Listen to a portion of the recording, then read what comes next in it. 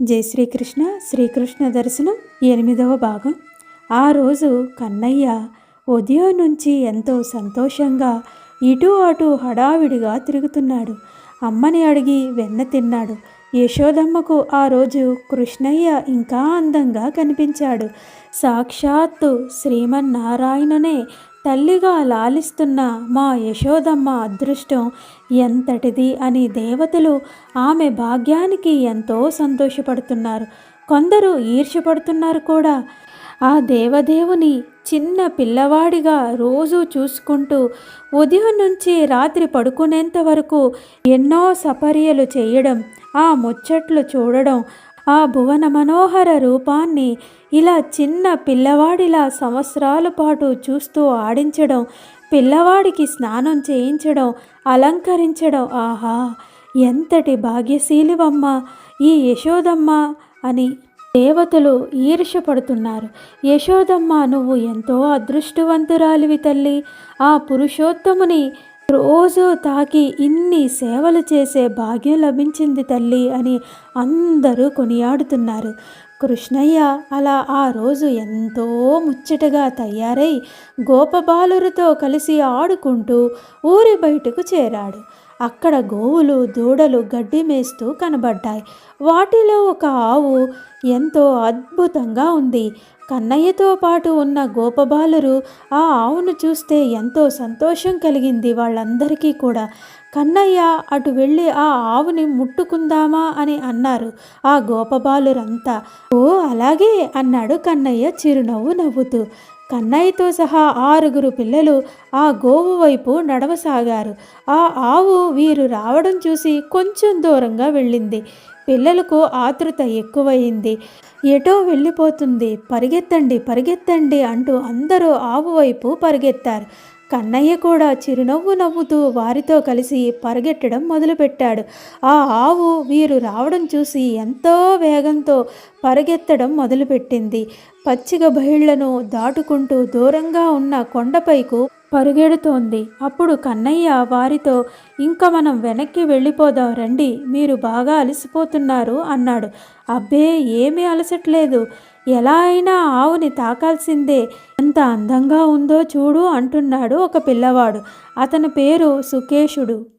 సుకేషుడు కృష్ణుడితో, అన్నా ఎలాగైనా మనం ఆ ఆవుని తాకాల్సిందే, నువ్వు మమ్మల్ని ఆపకు అని అన్నాడు. అందుకు కన్నయ్య సరే పదండి అని అందరితో కలిసి తాను కూడా ఆ ఆవు వైపు పరిగెత్తసాగాడు. కన్నయ్య అలా పచ్చిక బయళ్లలో అలా మందల మధ్య ఒక ఆవు కోసం ఈ గోపబాలురతో కలిసి పరిగెడుతూ ఉంటే ఆ దృశ్యం ఎంత అద్భుతంగా ఉందో.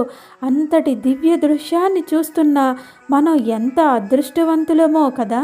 దూరంగా కొండలు, సన్నటి చిరుజల్లు, ఆ మందల మధ్య పరిగెడుతున్న కన్నయ్య పిల్లలు కింద నేలపై ఎత్తు పల్లాలుగా ఉండడం చేత వారందరూ కాసేపు కిందకి కాసేపు పైకి కనిపిస్తున్నారు. కన్నయ్య తల మీద నెమలి పించం కూడా అలా కదులుతూ కనిపిస్తూ ఆ దృశ్యం ఎంతో ముచ్చటగా ఉంది. వీరిని చూసి ముచ్చటపడి పిల్లలు ఇలా ఎందుకు పరిగెడుతున్నారో చూద్దామనుకుంటూ 2 నెమళ్ళు వీరి వెనకాలే కొంతసేపు పరిగెడుతూ మళ్ళీ ఎగురుతూ వెళ్తున్నాయి. పచ్చిక బయళ్లలో కుందేళ్లు, చిన్న చిన్న ఉడతలు అలా గంతులేస్తూ పరిగెడుతున్న వీరి వంక ఆశ్చర్యంగా చూస్తున్నాయి. ఆ కుందేళ్ళు ముఖంలో ఆశ్చర్యం చూడండి, ఆ భావం చూడండి, ఎంత ముచ్చటగా ఉందో.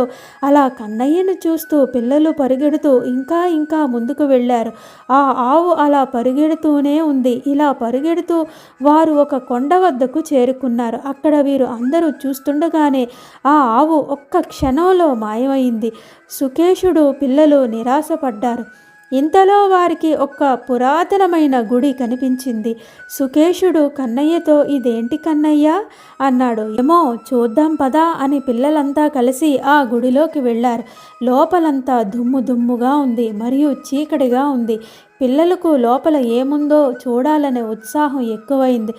సుకేషుడికి మరీ కుతూహలంగా ఉంది. కన్నయ్యతో సహా అందరూ ఆ దుమ్ముని శుభ్రం చేస్తూ ఉంటే ఒక్కసారిగా పైకప్పు నుండి వెలుగు వచ్చి ఆ ఆలయంలో ఉన్న దేవతామూర్తులపై పడింది.